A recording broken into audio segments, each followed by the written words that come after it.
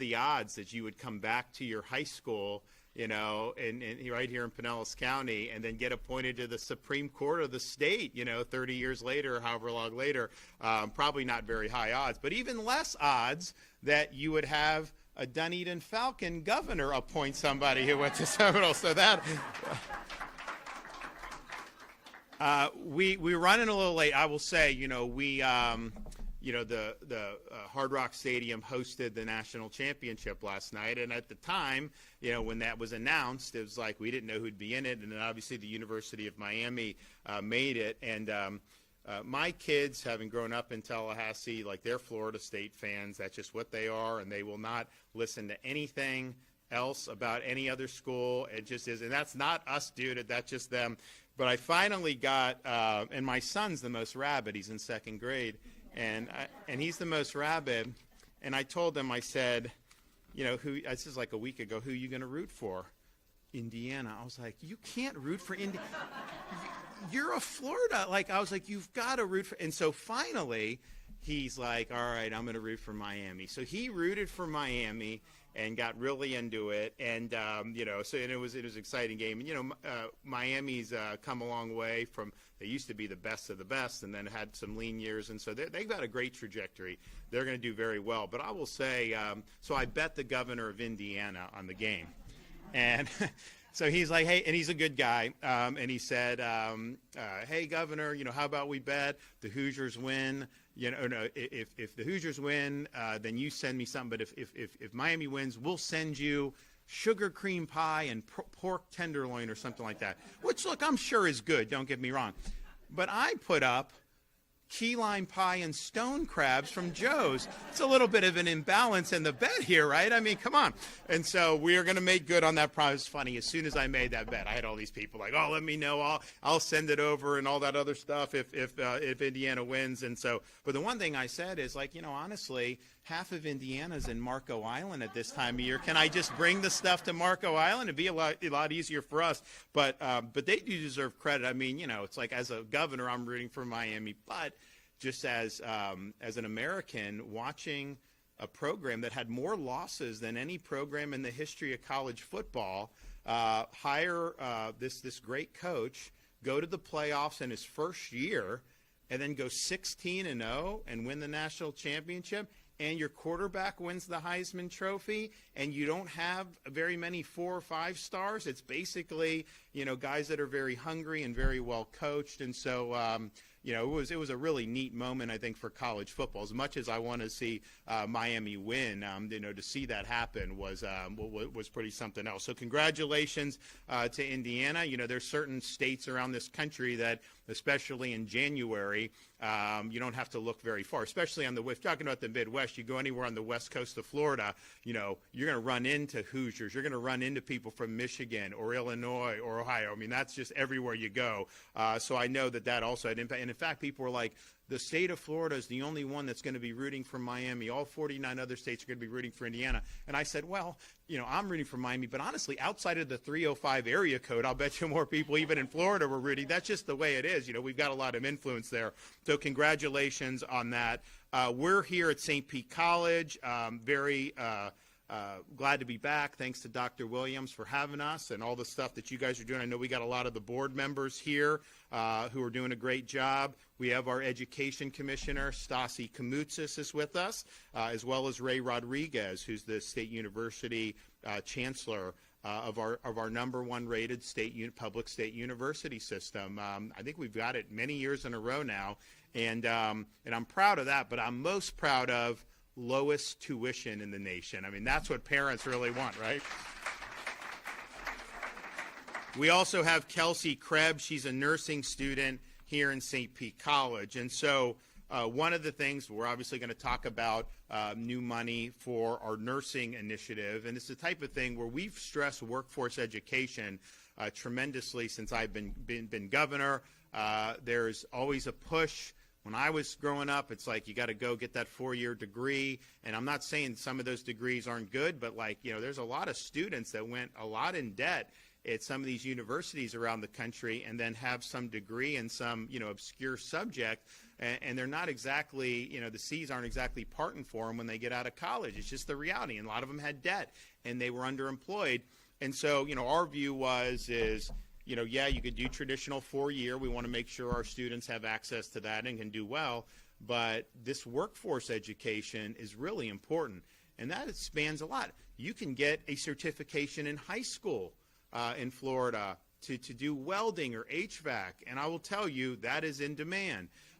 You can come to our state colleges, and you can get skills that are very hands-on, but they're advanced skills that are going to have really good application in the real world. And so that was just an insight we had from the beginning. We wanted to improve Florida's commitment to workforce education, and we have done that dramatically. We've had, through all of our education and job training and workforce programs since 2019, $12 billion. Obviously, a lot at our state colleges, which we're proud of, has gone into that, and the results have been very, very positive. But the nursing in particular, so that was something that we had always talked about on a certain extent. But then when COVID hit, you had this massive shortage of health care and nurses around the country. So it got to the point where, you'd have like a COVID wave in New York, and then you'd have a COVID wave in the Midwest, and then the Southeast. And it wasn't, it was regional, and it was even seasonal the way it was going. Well, if you have more hospitalizations in one area, you need more people. And then if the nurses are getting infected, then they've got to sit out until they get in. You have all these things happening. So you had a cottage industry of these like private nursing companies, I guess, where they would be like going, and these nurses were making a lot of money. So yeah, if you're willing to move to San Francisco for the next 3 months, you'll get $30,000 a month or whatever. And like, yeah, we're going to do that, right? So people were doing that. So it's like this battle to be able to get nurses and to be able to go. So my mother was a nurse for 40 some years. They weren't paying that much money then on these things. She was very good too, so she would have commanded that. But I mean, it just got to be, it was like really crazy. And like, honestly, a lot of the hospitals are like, we need more people. So that kind of really highlighted the issue, that we had there. So we, partially because of that experience, we've launched programs to be able to do it. So we launched 2 major programs. Our LINE program, Linking Industry to Nursing Education. This program's a competitive dollar-for-dollar matching grant that supports partnerships between educational institutions and healthcare providers. And so the money that is dedicated to that can give scholarships to students who meet requirements, recruit faculty to teach, purchase equipment, and to support simulation centers. You actually see, I was walking in here, I thought it was a real person in that bed. It's a mannequin. I'm like, oh, okay, so you do that. And so we've had that. We've also established the pipeline program, prepping institutions, programs, employers, and learners through incentives for nursing education. And that's to reward performance and excellence amongst our post-secondary nursing programs. So the funds for that go to, are based on the number of nursing education program completers, first-time National Council for State Board of Nursing Licensing Examination passage rates, and excellence among nursing education programs based on the average of first-time passage rates above the national average. And so both of those have been really good, and that's why we're here today. So I'm proud to announce we can now say that since the inception of the line and pipeline programs in 2022, Florida has invested close to $500 million to support nursing education and address this vital need.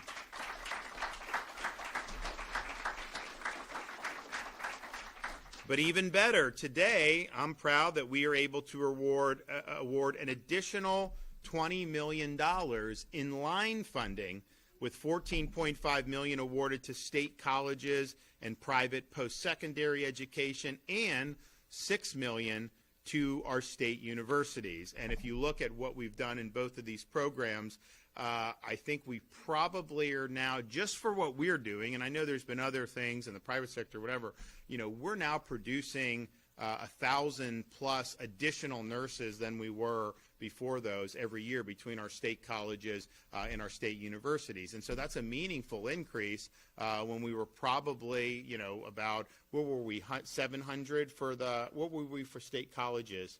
We were about 4,773, and now we're at over 5,100. Yeah, so over 5,100, yeah. So, and then the state universities, we've gone up even more on the state universities. And so, and these are different programs, and there's different things you got to do depending on it. But that's an increase, significant increase on a percentage basis, and that's really, really meaningful. And obviously, part of that you just have to do to keep up with population growth and some of the other things that we've seen in Florida. We can also say that more than 85 million has been awarded since 2022 for our line funding, 61.5 million to state colleges and 24 million total to state universities. So that's throughout the inception of the program. So what we're doing, the 20 million this year is a big chunk of that, and that's really, really meaningful for a lot of these programs. Since 2022, 400 million in pipeline funds has been provided to post-secondary education, 240 million for state colleges and districts, and 160 million for state universities. So those are really to address the nationwide nursing shortage. It's very important. St. Pete College partnership has resulted in $340,000 in total anticipated line investments, including $160,000 matched by HCA Florida, $100,000 by Baycare, and $80,000 requested for 25-26 matched by Baycare, Advent Health, and HCA as well. So line funding helps places like St. Pete College better serve working and part-time students, ensuring more Floridians can enter and compete high-demand nursing programs while gaining that hands-on real-world experience. And look at the results. St. Pete College's National Council licensure examination pass rate for the most recent year we have record was 94.1%. That is much in our overall. That's much better than the overall passage rate in Florida, which is 83%. And so it shows you that at St. Pete College, they're getting the job done, and we really appreciate that.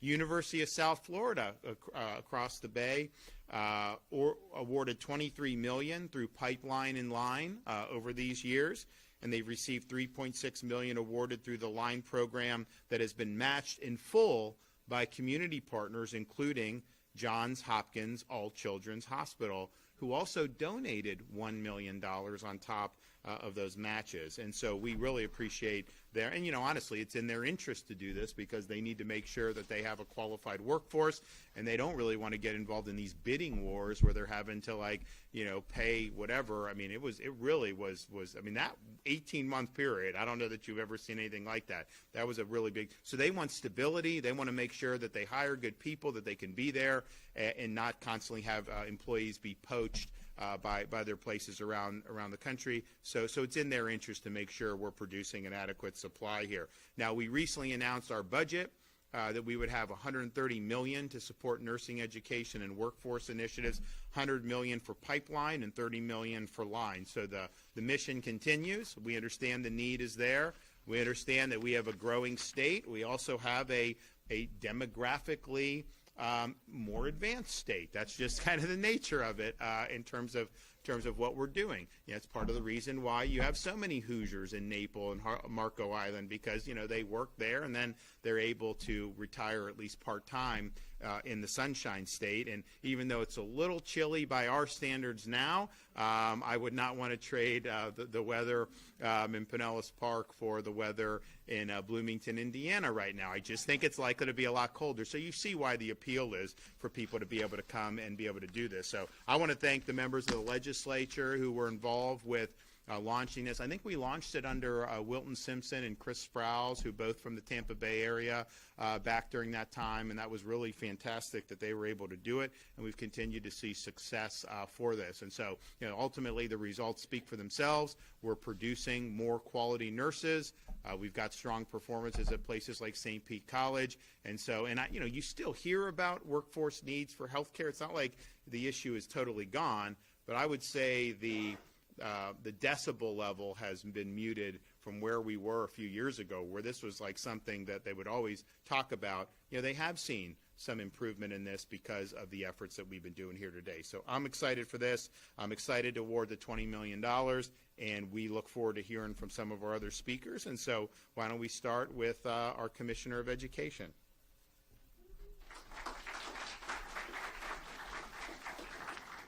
Well, thank you, Governor, and good morning, St. Pete State College.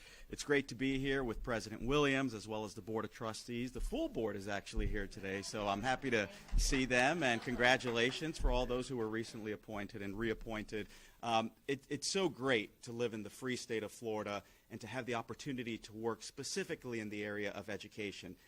Week after week, we continue to make announcements that speak to real results, real impacts that students are feeling.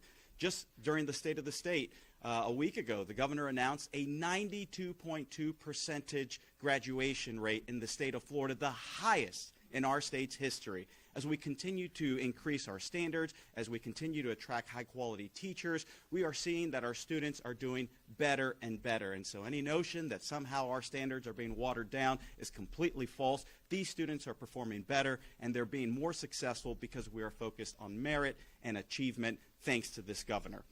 I also want to highlight what an amazing weekend it was in education this week. I was in Orlando, where I got to speak to over 550 students at the Florida Futures Educators of America Conference, where you had students in high school who are aspiring teachers that want to go and give back to their communities and have such a significant impact. And so it was great to talk to those students.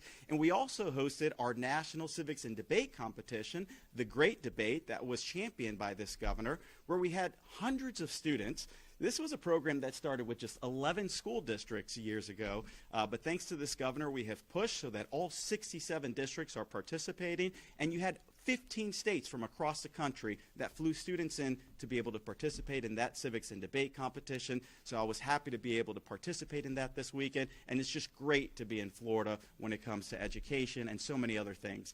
So today's announcement is yet another thing that we're able to tout where there are significant impacts that are happening across the state.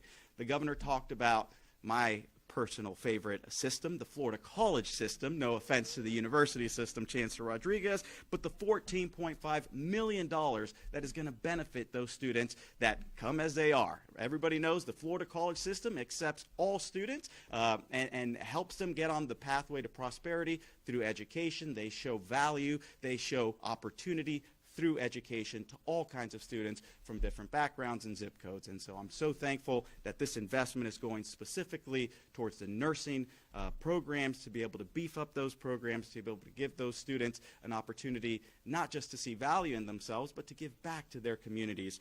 And so this investment is going to specifically impact 20 of our 28 state colleges who will receive funding that will reinforce the critical role that our state colleges play as the backbone of Florida's workforce and future nursing of education here in the state. The LINE program, as the governor mentioned, has expanded access and strengthened outcomes by providing scholarships for students, supporting the recruitment of high-quality faculty, as well as providing robust training to these students. And our colleges are clearly maximizing that investment. And in addition, the annual production, as the governor mentioned, has increased nearly 10% in the state college system and even higher in the university system as far as those who are getting across the finish line and graduating in these programs. Florida's nursing students are also delivering results. Just last year, 88% of our registered nursing graduates and 91% of our licensed practical nursing graduates passed their NCLEX exams on the first attempt. That's a big deal. This is a testament to the quality and the rigor of these programs that these students are being exposed to. And so I look forward to continuing strengthening and expanding our nursing programs while also advancing additional workforce pathways that create meaningful opportunities for students and meet Florida's evolving workforce needs. Thank you, and God bless you all.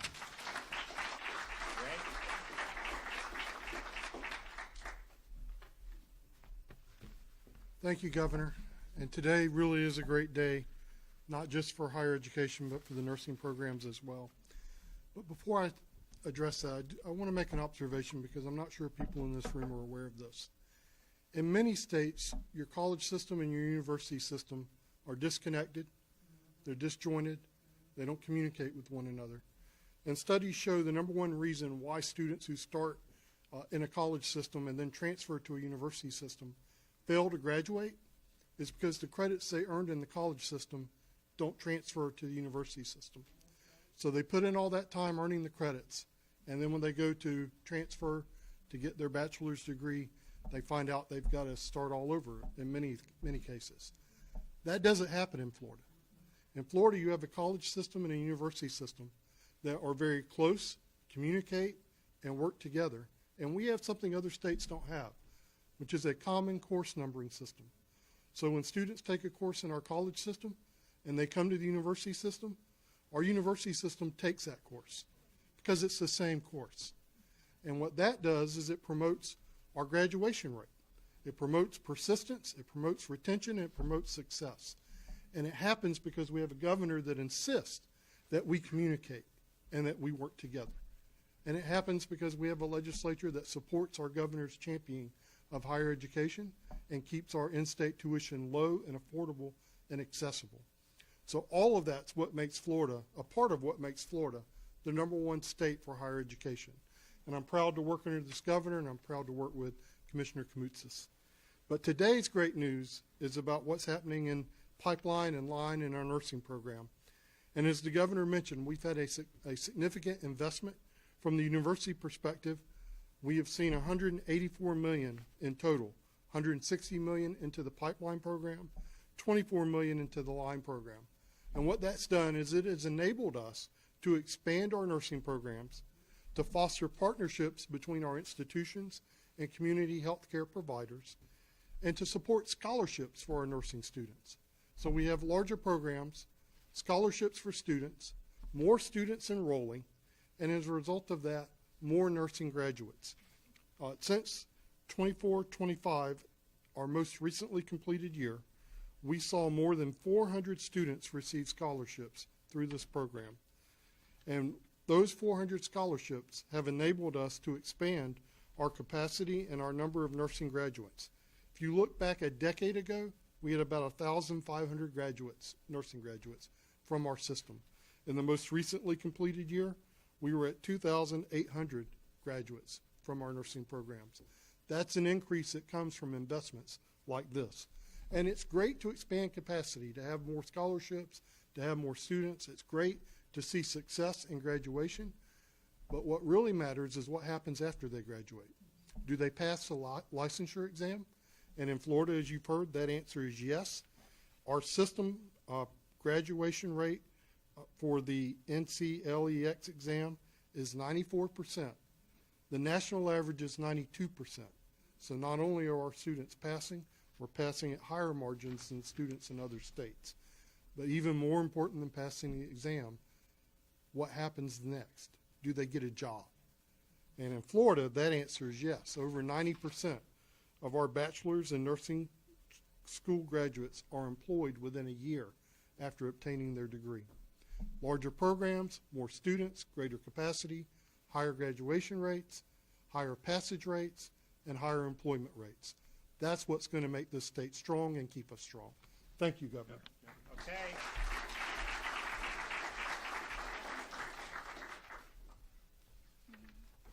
Good morning, Governor DeSantis. Thank you for your time being here and meeting with us. My name is Kelsey Krebs, and I'm the president of the Nursing Association. I will be graduating in May, and like many students, I'm balancing school, work, and family responsibilities, and preparing to enter a field that is critically needed in our state. Financial assistance has had a significant impact on nursing students like me. Funds go beyond tuition. They help cover essential needs like childcare, transportation, and utilities. Without this support, many students are forced to take on loans or extra hours at work, which increase stress, burnout, and in some cases delay or prevent graduation altogether. Tuition assistance allows nursing students to focus on what truly matters, becoming a safe, competent nurse, and ready to care for our community. When students are financially supported, they are more likely to complete their education on time and enter the workforce prepared and committed to staying in the profession.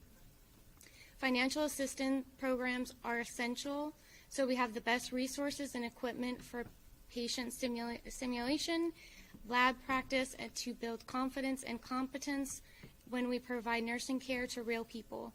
My inspiration for becoming a nurse started when I was younger, helping take care of my grandfather, and now watching my father go through cancer treatment. Nurses play a vital role during a person's most vulnerable moments, and it has strengthened my commitment to this profession and reinforced why access to education and why it matters. After graduation, I hope to work in the ICU or ER and continue my education to become a nurse practitioner. And investing in tuition assistance is an investment in our future in healthcare. Thank you for your time and considering the needs of nursing students across the state. Good job.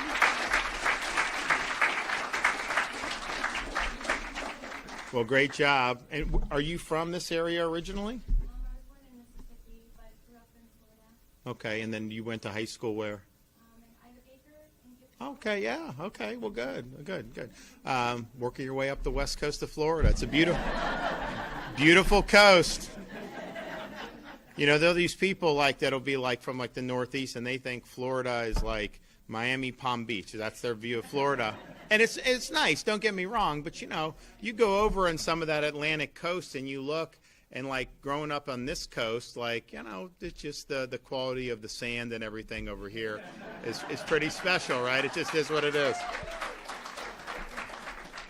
So we're excited about this. We're going to keep pushing. This is something that really makes a difference. And we've done other stuff to really expand, you know, key needs. I mean, we've done the commercial driver's license and the truck drivers. I mean, you know, the fact that California is sending these people who don't even speak English and can't read the roads, and we've seen really bad things. You know, we're doing it, you know, with our state colleges and doing that, and we've increased that tremendously, and on down the line, we've been able to do a lot of really good stuff. So I think there's a lot of good opportunities, particularly in certain things like, you know, they say technology can disrupt this or that. You know, you're always going to need someone to be a nurse. Like, they can use technology to enhance their performance as a nurse, but you're never going to be able to adequately have like a robot doing that. It's just that there's human connection that's involved. You know, there's the empathy, the bedside manner, all that. That really matters to people when they're in, particularly when they're in critical situations, how they're cared for by those folks. So it makes a big difference, and I'm excited on that, as well as these other things. So the momentum is real, and we're going to keep charging ahead. So, okay, do we've got any questions back there? Governor, do you stand by your veto last session involving, that would have given the state more oversight over nursing programs based on the comments you Oh, yeah, absolutely. That was a completely flawed bill. It was arbitrary in terms of, like, you know, some of the jobs that people would get or not get, that somehow the nursing program would be held accountable. I'm not saying it was like poorly motivated. I mean, I think they were trying to get at something, but the way it would have actually worked would not have done the trick. And so I know they're working on something going forward, and maybe they'll produce a better product. But I can tell you, any of the folks who've been involved with us in nursing, they were all opposed to the bill. No one thought it was going to be good. Governor, the Sarasota County School Board is discussing a resolution that would pledge their cooperation with ICE. Some critics are concerned that would move a lot of law enforcement in schools to pull students or people out of it. Just wanted to get your thoughts on that. Well, first of all, Florida, you know, we dealt with this at the beginning of last year when you had the incoming Trump administration. Our local and state will cooperate with the federal government. Now, the federal government makes decisions about how they want to apply their limited resources. I don't think that they have chosen to use resources in that manner. I think they focused on some worksite enforcement. I think they focused on, obviously, criminal aliens. And so you've seen that. But I don't think any governmental entity in Florida can be a sanctuary jurisdiction. That's just not what we are. And you see what's happening some of these places. It's like, okay, you know, we have elections in this country. People legislate laws on your behalf. You don't have to like it. In fact, you have the right to go out there and get new people in every 2 years in Congress, every 4 years for president. And what we had an election in 2024 on, I mean, there were a couple big issues, but one of them was we had 4 years of the border on the south being open. And millions of people flooded in this country illegally. And a lot of Americans didn't like that. And a lot of Americans wanted to see someone address that. And so candidate Donald Trump said as president, I'll tackle this, right? But I think what we're seeing in some of these jurisdictions who maybe voted the other way is, well, they don't want to see that, and so they think they're going to just go out there and disrupt some of this. We had a lady in Jacksonville that allegedly punched one of our state troopers. I'll tell you, you picked the wrong state to do that in. That ain't going to fly here. So I see that around the country, and you see different stuff. You see what's happening in Minnesota. You see what's happening in all these things. You have threats against people who are doing their job, and like everybody who wields, state authority, federal, local, state, I mean, they need to be held accountable too. I mean, they've got to do the job correctly, and everyone should be held accountable accordingly. But to just be out there doing your job and having some paid activist dox you, try to incite threats against you, that's unacceptable. It's very, very dangerous. And so for Florida, we're cooperating with the enforcement of the immigration laws in this country. Now, again, that doesn't mean that a school district has to go out and do things that a federal doesn't believe in doing. I mean, it's obviously driven by federal policy. We're not going to inhibit it. We're not going to try to countermand it. And we will be there, to be helpful. So, I mean, obviously the best example of that is the apprehension, the processing, detention, and then removal of illegal aliens in Florida. We've now, I said in my State of the State a couple weeks ago, between state and local, we had almost 20,000 apprehensions since February, March of last year when I signed the legislation until the beginning of January. That's over and above everything DHS is doing. And so that's a real, I think, difference maker. And I'll tell you, under the Biden administration, we would have criminal aliens serve time in prison in Florida. And it used to be you would alert ICE, they would take them, and sometimes Biden was just letting these convicted felons be released back on the streets, and they refused to take them. There'd be times when our highway patrol would be bring, and they wouldn't accept them. That's not the rule of law. That's just not the way things work. So what they're doing in some of those areas, in some of these northern states, California, Oregon, you just can't function that way. If you want someone to be here illegally and you want to amnesty them, I disagree with that. But you got to elect candidates who are going to do that. You can't just say, I just disagree, with the election results and I disagree with the law, so I'm going to take matters into my own hands. I don't think it doesn't work that way. And just think if the shoe was on the other foot. I mean, imagine if Florida was like saying, on some just routine statutes with a different administration. I think the posture would be a lot different from how you see, some of the static. I will say this, though. We've shown that cooperation can avoid a lot of the issues that you're seeing in some other parts of the country. I think when you have governors and locals that are trying to thwart, it's going to create friction. That's just the reality. So we've shown, that you could have smooth operations. But I do think that, physical securing of the border, huge.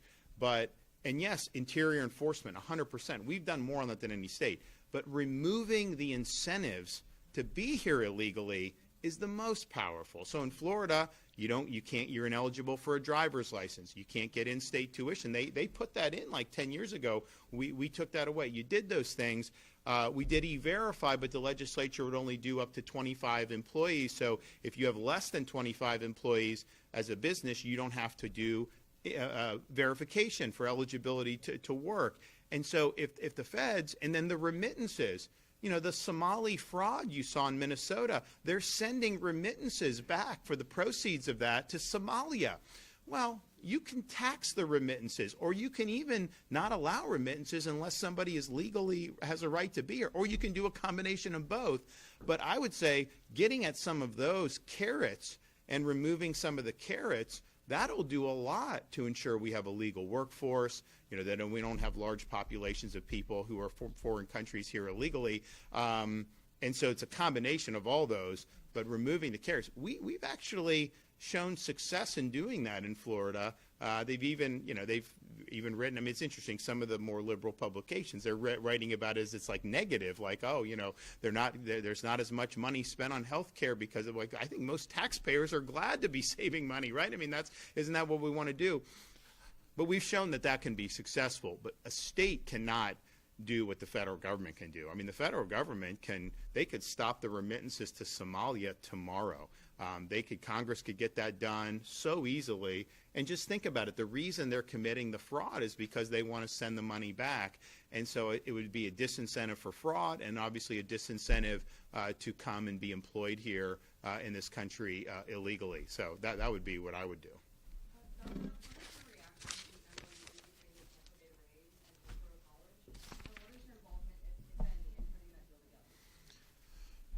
Well, I think most people that know me know that I've been a baseball fan, for a long time. Played. I mean, I got one of my board members, Tommy Kidwell. We played against each other in high school and on the same team, up at Yale there. And he was the captain my freshman year, and I ended up being the captain my senior year. And so I'm a big believer. But it's interesting. I was not. By the time I left for high school, the Rays still hadn't started. They started. Their first season was the year I was gone. And then obviously I've done different things, Navy, all this other stuff. And so I've never been here with actual full season Major League Baseball. Obviously we have spring training.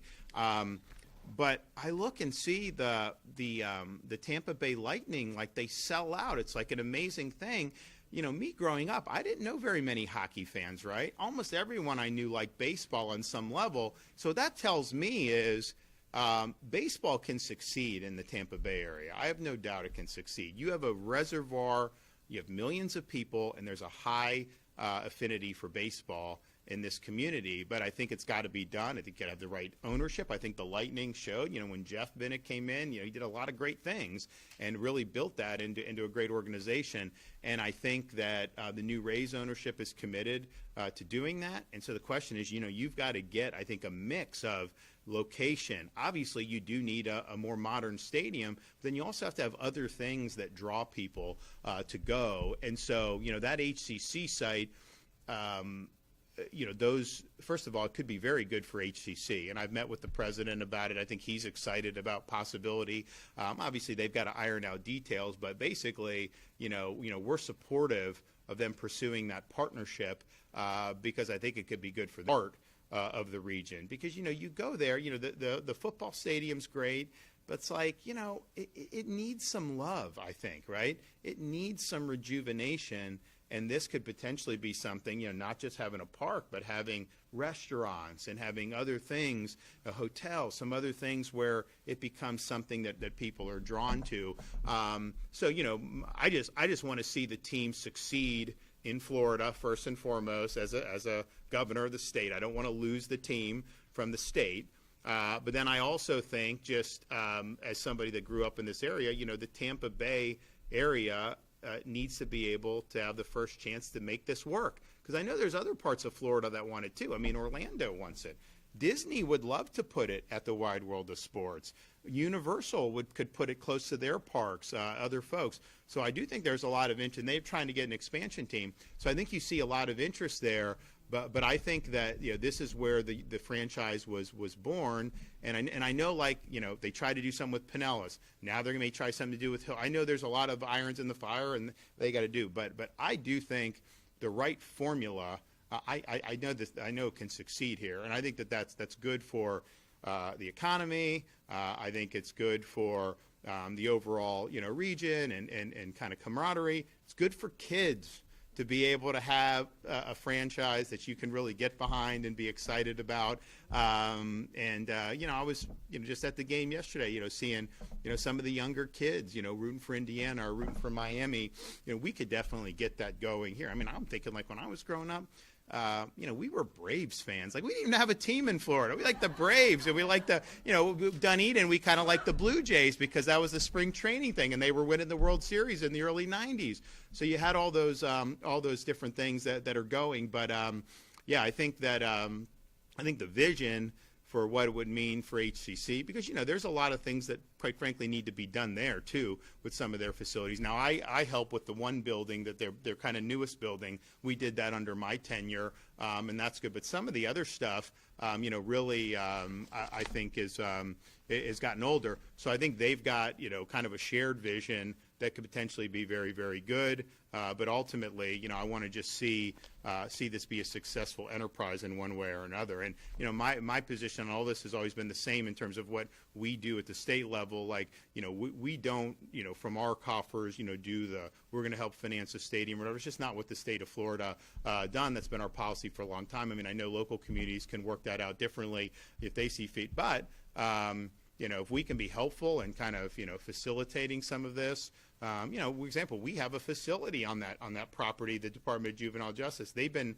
planning to leave for a long time, so they are going to leave that area. So that could open up, some stuff for HCC or for some of this. So there's a lot of different things. We could also help with infrastructure so that we don't have bad traffic jams getting in. And so we've done that for a variety of different things. I mean, heck, we did getting off at an interchange in Ocala. They're going to put a Buc-ee's there and other stuff, but Buc-ee's can cause a big traffic backup, and so we're doing that, and that's a great thing to do. It's fine. We have Buc-ee's in Ocala, Tallahassee. We have Buc-ee's in, and then there's going to be one in Charlotte County. Those three, and I think maybe one more is on the horizon. Some people were telling me about this or that. So, you're going to potentially see that more on this side of the state. So we'll see, how it works out. But I definitely think that there should be reason for optimism for people that like baseball in this community and want to see the race. Because, they've produced some good players over the years. They've developed some good talent. It's a question of, baseball's going through a period where you kind of have, you have Goliath, the Los Angeles Dodgers, who can just spend and spend. You've got a handful of other teams who can also spend way above and beyond what others. Then maybe one more, and then you get down to kind of the lower rung, the markets that haven't generated as much. If you're drawing 15,000 fans a game, it's going to be tough to be where you need to be. You can start drawing 25,000.